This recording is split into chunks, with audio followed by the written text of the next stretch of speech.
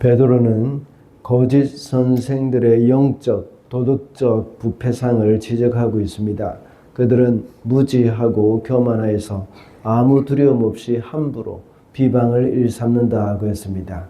그리고 연락을 즐기면서 음란하고 탐욕스럽다고 했습니다. 그뿐만 아니라 불의의 삭슬, 사랑하는 발람의 뒤를 따른다고 말하고 있습니다. 또한 베드로는 거짓 교사들의 유혹과 그 유혹에 빠진 자들의 모습을 말하면서 그 유혹에 빠지지 말라고 경고를 합니다. 거짓 선생이 이렇게 나타나서 미혹할 수 있는 것은 우리 속에도 역시 이런 요소가 있기 때문이라고 제가 말씀을 드렸습니다. 이 말씀을 통해서 우리는 거짓 선생들의 특징이 무엇인지를 배울 수 있었습니다. 우리 속에도 역시 비방과 탐욕이 항상 도사리고 있다고 했습니다. 그리고 거짓 선생은 반복적인 죄를 짓게 한다고 했습니다. 오늘 본문에서는 베드로 사도가 이렇게 두 번째 편지를 쓰는 목적을 다시 한번 강조를 하고 있습니다. 그러면서 재림에 대한 거짓 선생들의 가르침을 비판하고 있죠. 그리고 주의 재림이 도둑같이 올 것이라고 말을 하면서 확고한 재림신앙을 갖도록 권면을 했습니다. 이것을 볼 때 우리는 첫 번째로 말씀을 기억할 때에 확고한 재림신앙을 가질 수가 있습니다. 2절 말씀입니다. 그렇게 해서 거룩한 예언자들이 이미 예언한 말씀과 주님이신 구주께서 여러분의 사도들을 시켜서 주신 계명을 여러분의 기억 속에 되살리려는 것입니다. 앞서 1장에서 베드로는 주님의 재림에 관한 이야기를 교묘히 꾸며낸 이야기가 아니라고 했습니다. 이것은 자신이 직접 변화산에서 체험을 하였고 구약의 예언자들이 말한 것이라고 했습니다. 이와 같이 오늘 본문에서도 베드로는 다시 한번 말을 하고 있습니다. 거룩한 예언자들의 말과 사도들을 시켜서 주신 계명을 다시 그들에게 되살리려고 한다고 기록을 하고 있습니다. 예언자들 그리고 또 사도들을 통해서 주신 계명이라는 것은 바로 신약과 구약의 하나님의 말씀입니다. 베드로 사도는 재림에 대해서 성도들에게 말을 할 때 성경 말씀을 기억하라고 말하고 있습니다. 우리가 말씀을 벗어나거나 말씀을 잊어버릴 때는 재림에 대한 소망이 자꾸만 사라지게 된다는 것을 알아야 합니다. 우리의 모든 소망의 근거는 바로 하나님의 말씀입니다. 하나님의 약속의 말씀이 있기 때문에 그 약속을 붙잡는 것입니다. 우리 주님이 다시 오시겠다고 말씀하셨기 때문에 그 약속의 말씀을 붙들고 사는 것이죠. 오늘 본문에서 거짓 선생들은 재림이 없다고 말을 하면서 이 세상 만물이 창조 때부터 계속해서 그대로 있다고 말을 합니다. 그러면서 재림을 부정하는 것이죠. 그러나 이 베드로는 그것이 아니라 하나님이 말씀으로 창조하시고 과거에 또 홍수도 있었고 또 앞으로 하나님께서 말씀으로 이 땅을 완전히 불로 심판하신다 하는 것을 또 말씀을 하고 있습니다. 이와 같이 오늘날도 재림을 부정하고 의심하게 만드는 일들이 많이 있습니다. 합리주의적인 생각을 하거나 또 과학만능주의에 빠진 사람들은 그 주님의 재림을 부정하기가 참 쉽습니다.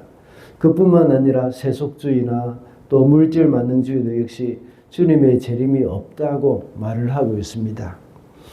이런 세상에서 우리가 주님의 말씀을 기억하고 있지 않으면 이 세상의 주장에 쉽게 동요되거나 믿음이 흔들리게 됩니다.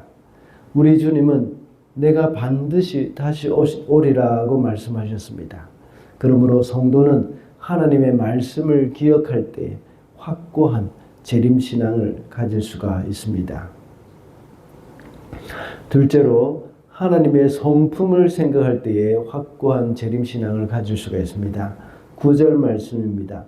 어떤 이들이 생각하는 것과 같이 주님께서는 약속을 더디 지키시는 것이 아닙니다. 도리어 여러분을 위하여 오래 참으시는 것입니다.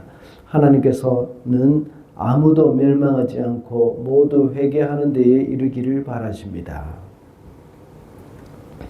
이렇게 그리스도께서 재림을 말씀하신 지가 언제인데 아직도 주님이 오시지 않았다는 생각이 들 수도 있습니다. 초대교회 성도들만 해도 곧 오실 것이라고 생각을 하고 덜떠 있는 사람들도 있었습니다. 특히 데살로니가 교회 성도들이 더욱 심했죠.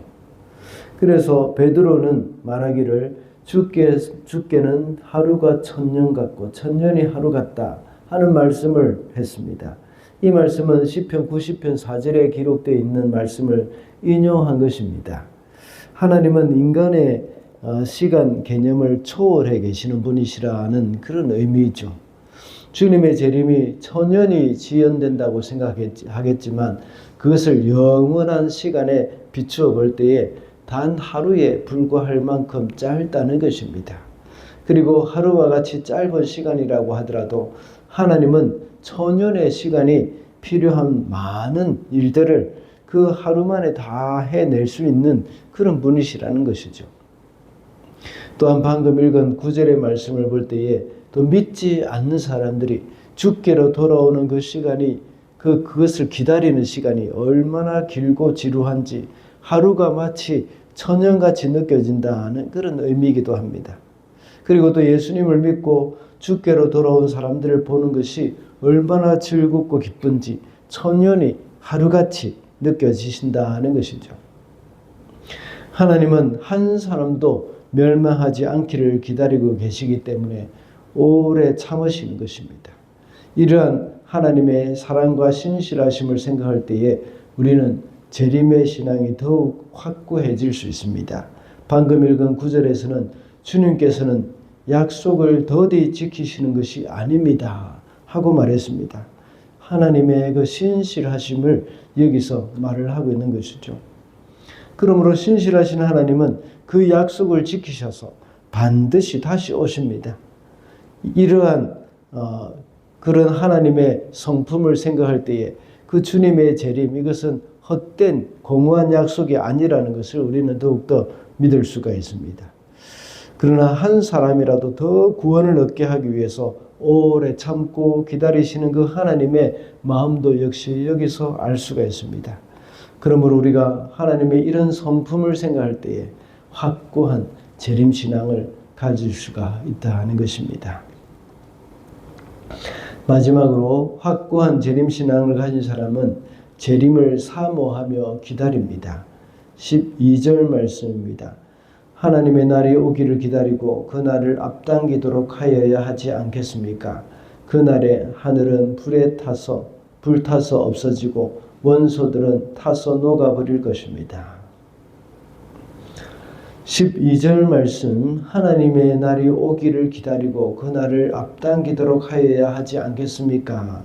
이 말씀을 개역개정에서는 하나님의 날이 임하기를 바라보고 간절히 사모하라고 이렇게 번역을 했습니다. 이 말의 의미에 대해서는 8절과 9절의 말씀을 이어서 생각해 볼 때에 세 번역이 또 맞다는 생각이 들 수도 있습니다. 또 주의 재림이 또 지연되는 이유가 가능한 많은 사람들을 회개시키시려는 그 하나님의 뜻이기 때문이죠. 이런 측면에서 볼 때에 우리는 주님의 재림을 앞당기도록 하는 것이 전도와 선교라고도 볼 수가 있습니다. 또 다른 측면에서는 주님의 재림은 우리의 인간의 어떤 행위에 의해서 늦춰지거나 앞당겨지는 것이 아닙니다. 주님의 재림은 오직 하나님의 주권에 속한 것입니다. 그래서 그 날을 바라보고 사모하라 하는 그런 개역개정의 번역도 역시 타당한 번역이라고도 할 수 있습니다. 주님의 재림을 사모하는 사람은 자연히 전도와 선교에 힘을 쓰게 되어 있습니다. 그뿐만 아니라 그 행실에 있어서도 역시 거룩하고 경건하게 살게 됩니다. 확고한 재림신앙을 가진 사람들은 주님의 재림을 기다리며 또 사모하는 사람으로서 거기에 합당하게 살아야 하겠습니다. 그런 사람은 어떻게 살게 된다고 했습니까? 요한일서 3장 2절과 3절에 보면 이렇게 기록하고 있습니다. 그리스도께서 나타나시면 우리도 그와 같이 될 것임을 압니다. 그때에 우리가 그를 참모습대로 뵙게 될 것이기 때문입니다. 그에게 이런 소망을 두는 사람은 누구나 그가 깨끗하신 것과 같이 자기를 깨끗하게 합니다.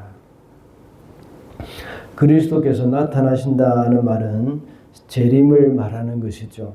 그때 우리도 역시 주님과 같이 될 것이라고 했습니다. 이러한 재림신앙을 가진 사람은 주님이 깨끗한 것과 같이 자기도 역시 깨끗하게 한다는 것입니다. 재림을 사모하는 사람은 이렇게 거룩한 삶을 살게 된다는 것을 말씀하고 있습니다. 왜냐하면 주님이 다시 오실 그때에 재림을 하게 되면 우리도 역시 주님처럼 주님과 같이 될 것임을 알기 때문입니다. 그러므로 재림을 사모하며 기다리는 성도는 이같이 거룩한 삶을 살게 된다는 것이죠. 오늘은 확고한 재림신앙에 대해서 알아봤습니다. 확고한 재림신앙은 말씀을 기억할 때 그리고 하나님의 성품을 생각할 때에 가질 수 있다고 했습니다. 그리고 확고한 재림신앙을 가진 사람은 재림을 사모하며 기다린다고 했습니다. 마지막 때가 가까워 오고 있는 이때에 주님의 재림을 기다리며 살아가는 저와 여러분이 되시기를 바랍니다.